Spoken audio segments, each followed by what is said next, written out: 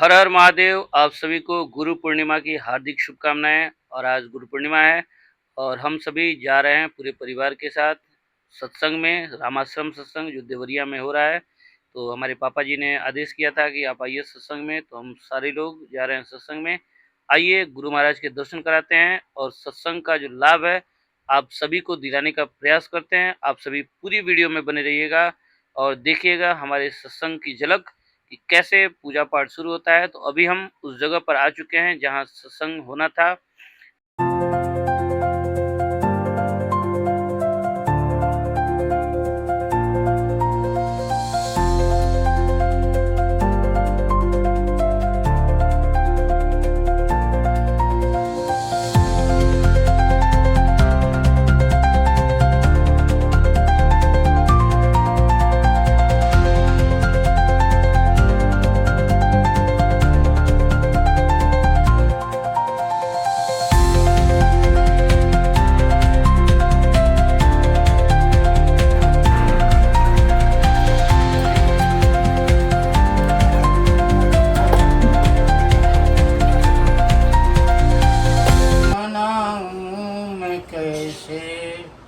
बता दो प्रभु, बता दो प्रभु, तुमको पाऊं मैं कैसे।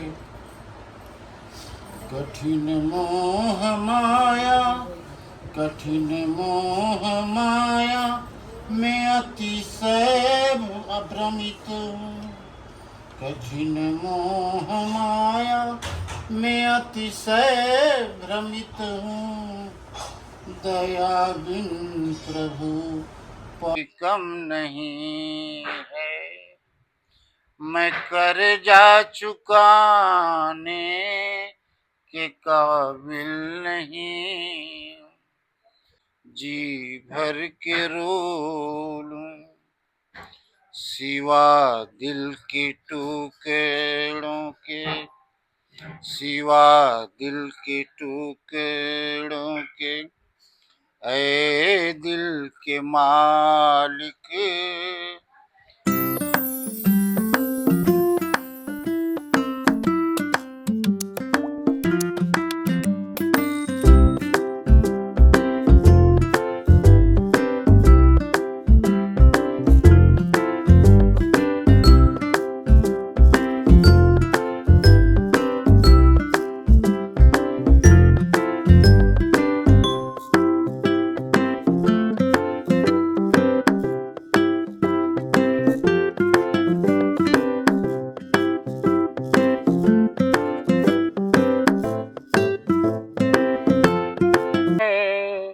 पतवार नहीं होती, मेरी नैया चलती है। पतवार नहीं होती मुझे और किसी से, तेरे कार्य नहीं होती। मैं डरती नहीं रस्ते, आओ फंद छुड़ाओ प्यारे श्याम, आओ मन के मालिक श्याम।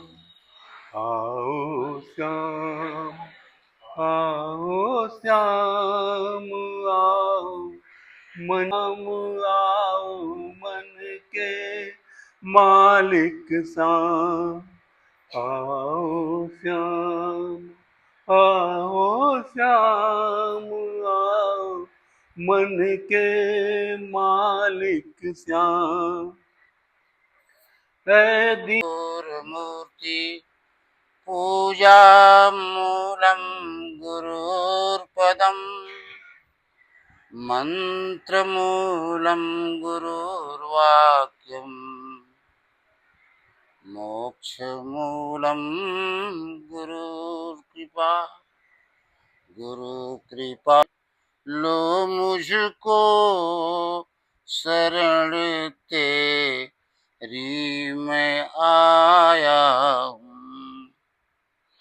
कोई माता पिता बंधु सहायक है नहीं मेरा, कोई सहायक है नहीं मेरे, शरण तेरी मैं आया हूँ। कर्म सब नीच है मेरे, कर्म सब नीच है मेरे, है पावन तार संसार सागर के गहन जल में डुबाया, नजर भर चरणों में सादर नमन। परम ब्रह्म आचार्य जी के चरणों में सादर नमन। आज गुरु पूर्णिमा का बहुत पुनीत पावन पर्व है और आज के दिन हम सभी लोगों को अपने गुरु के प्रति समर्पण का भाव देना होता है। गुरु महाराज साहब ने हम सभी के लिए इतना बढ़िया ये सत्संग दिया है, इतना सरल साधन बताया है, जिससे आज पूरे भारतवर्ष में चाहे वो बच्चे लोग हों, 16 साल से अधिक उम्र वाले या बुजुर्ग लोग हैं, सभी लोग इससे लाभ प्राप्त कर रहे हैं। इस साल से गुरु महाराज साहब के सत्संग में मैं जुड़ा हूँ और गुरु महाराज साहब से सारा ज्ञान मिलने के बाद भी अभी भी ये खोज जारी है, जो जिस चीज़ के लिए हम लोग यहाँ हैं लगे हुए हैं। लेकिन गुरु महाराज साहब ने कहा है कि ऊपर से अगर लगे रहेंगे तो एक न एक दिन अवश्य आएगा जिससे हमारे गुरु महाराज साहब का दर्शन हमें प्राप्त होगा। इसीलिए हम लोग, चाहे वो साप्ताहिक है, चाहे गुरु पूर्णिमा का अवसर है, हम सभी लोग एकत्र होते हैं और गुरु महाराज साहब से निवेदन करते हैं कि प्रभु आप हम पे दया करें। आज गुरु पूर्णिमा के अवसर पर हम सभी गुरु महाराज साहब से ये निवेदन करें कि अपनी दया दृष्टि हम सभी पर अपनी बनाए रखें और हम लोगों को अपना दर्शन दे कृतार्थ करें। उस परमात्मा आज गुरु भगवान के दरबार में हम लोगों को इकट्ठा होने का मौका मिला है। इसके लिए सर्वप्रथम हम उस गुरुदेव को, परमात्मा को, पिता को नमन करते हैं और प्रणाम करते हैं कि प्रभु आप हम सबों पर दया दृष्टि करें। आज का जो ये महापर्व है, महादिवस है, वह विशेष है। इस दिन है अध्यात्म जगत में अध्यात्म प्रेमियों के लिए एक आज का दिन बड़ा विशेष दिन है। वैसे तो गुरु जो है सो इतने दयालु हैं, इतने कृपालु हैं कि उनकी करुणा की धारा हमेशा बहती रहती है। लेकिन आज के दिन वो विशेष अपना दरबार खोल देते हैं, अपना हृदय खोल देते हैं अपने प्रेमियों के लिए, अपने साधकों के लिए, और कोई रोक टोक नहीं रहता उसमें। जो चाहे जितना जितना भी चाहे उनसे प्राप्त कर सकता है। मैं आज लगभग 12 बरस हो गए, ये भी आपके दर्शन नहीं कर पा रहे हैं, लेकिन आप इन पे उतनी ही कृपा कर दें जितने आपके स्थूल दर्शन के लिए आपके दरबार में पहुंचे हुए हैं। आइए हम सब जहां हैं हम और उनके चरणों में बार बार नमन करें कि कम से कम हम सबों को एक स्थान पर बैठने का ये सुंदर मौका दिया है। ऐसे गुरु को उनके चरणों में बार बार नमन। गुरु के बारे में क्या कहा जाए, इस जगत में एक गुरु ही हैं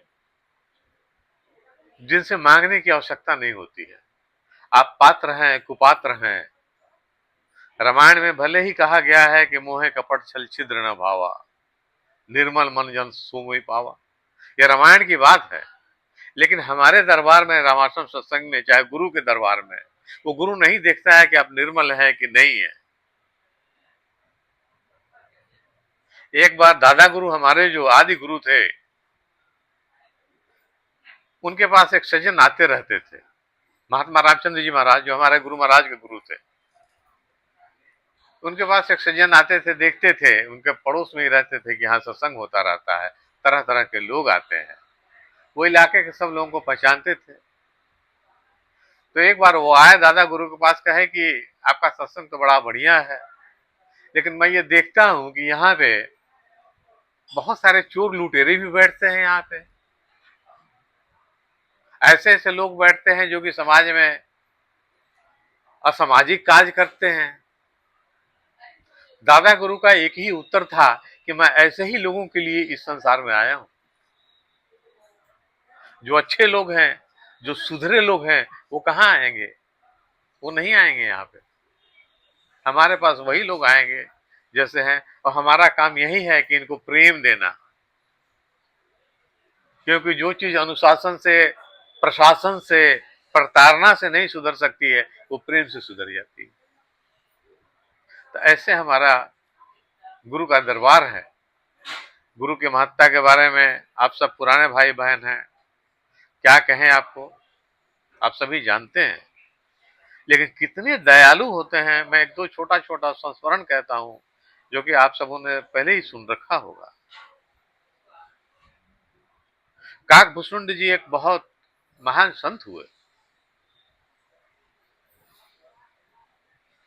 जब वो मनुष्य जोनी में थे,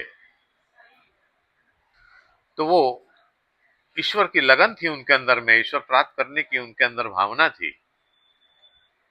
वो इसी तलाश में मध्य प्रदेश के उज्जैन में, जहां पे महाकालेश्वर का मंदिर आजकल कहते हैं आप, वहां पहुंचे। वहां किसी महापुरुष से उन्होंने एक शिव मंत्र लिया। उस महापुरुष ने उनको कहा कि जाओ, ये मंत्र है, इसे जा करके मंदिर में भगवान शिव के सामने इसका जप करो, तुम्हारा कल्याण होगा। वो शिव का मंत्र ले लिए, जा करके वहां बैठ करके भगवान का जो है सो वो नित्य शिव का पाठ करते थे।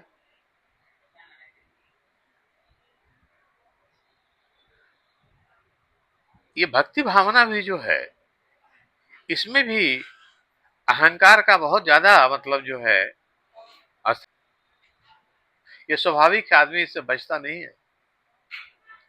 ऐसे ही वो नित्य पाठ करते थे।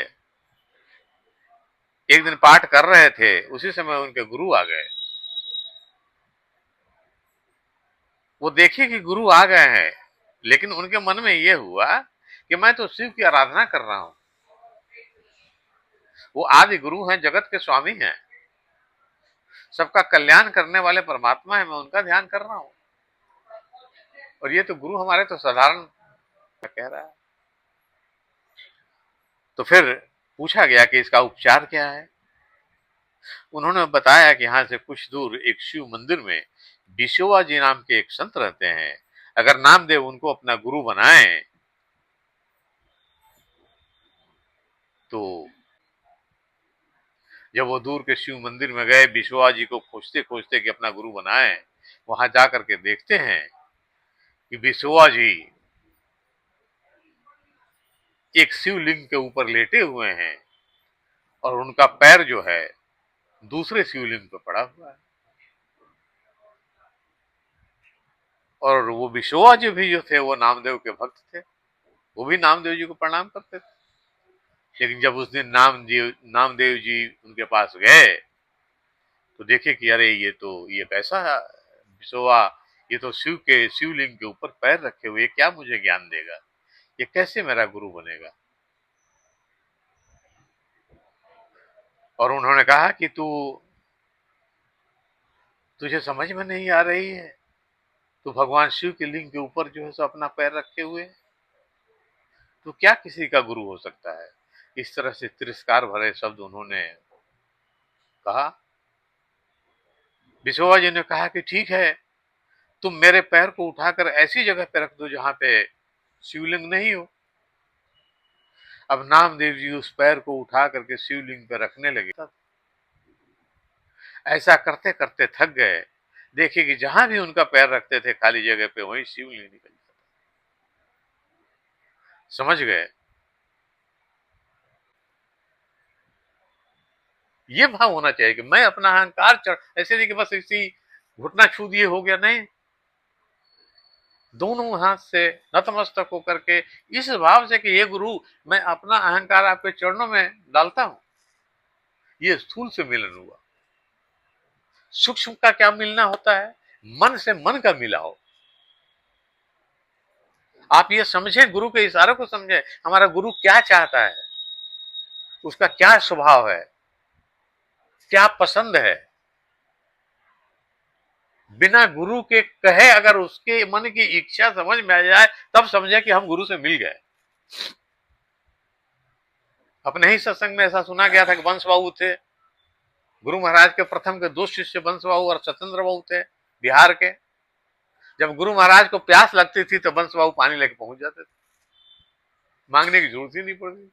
ये प्रेम, इतना प्रेम हो कि हम समझ लें, जैसे पति पत्नी पत्नी समझती है पति का क्या चाहता है, कहने की जरूरत नहीं। और जुड़ने की एक ही क्रिया उन्होंने बताई, एक आंतरिक साधना की क्रिया उन्होंने हम सबों को दी, जिस क्रिया के करने से ही हम उनसे जुड़ेंगे। क्योंकि उस क्रिया में ही तीनों चीजें हैं, उसमें स्थूल भी है, सूक्ष्म भी है और कारण भी है। जब हम ये कहते हैं, उस गुरु महाराज की क्रिया को मैं पहले आपके सामने रखता हूं। उसके लिए क्या है कि हम सब एक आसन में बैठ जाएं, सुखपूर्वक आराम से बैठें। ऐसा देखें कि परमात्मा हमारे सामने प्रकाश स्वरूप विराजमान। यह स्थूल स्वरूप का ध्यान हुआ, यहां से प्रारंभ करते हैं। ऐसा देखें कि परमात्मा हमारे सामने विराजमान है, वहां से प्रकाश आ रही है। प्रकाश जो आपके अंदर में गया वो सूक्ष्म हो गया, वो सूक्ष्म में परिवर्तित हो गया। हम धीरे धीरे उस प्रकाश में लय होते चले जा रहे हैं। जहां आप लयता की स्थिति में आते हैं, लय होना मतलब उस समय किसी चीज का ख्याल नहीं होना, उसमें विलीन हो जाना। ये आपके कारण की अवस्था में गुरु महाराज आपको ले जाते हैं। तो इस क्रिया में ही आपके स्थूल, सूक्ष्म और कारण तीनों से मिलने की जो है, गुरु महाराज ने एक साथ ही 20 मिनट में वो सब अभ्यास करा दिया। आइए हम सब अब गुरु महाराज की बताई हुई वही साधना करें। एक आसन से बैठे, सुखपूर्वक, जिसमें 25-30 मिनट बैठ सके। ऐसा ख्याल करें कि परमात्मा या हमारे गुरु, जिसमें आपकी श्रद्धा हो, आपके इष्ट जो भी हो, वो प्रकाश स्वरूप है और वहां से प्रकाश निकल के हमारे हृदय में आ रही है। हमारा हृदय उस परमात्मा के प्रकाश से प्रकाशित हो रहा है। हम धीरे धीरे उस प्रकाश में लय होते चले जा रहे हैं। सत्संग की 2 प्रार्थनाएं, गुरु वंदना और इसी स्तुति हम सब एक स्वर में कहेंगे। प्रार्थनाएं समाप्त हो जाएंगी, ध्यान चलता रहेगा। जब आपसे ऐसा निवेदन किया जाए तभी आप ध्यान बंद करेंगे और आंखों को खोलेंगे।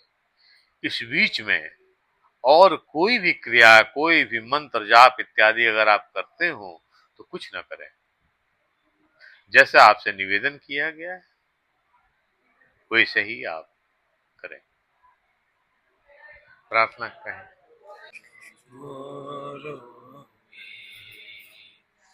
माँ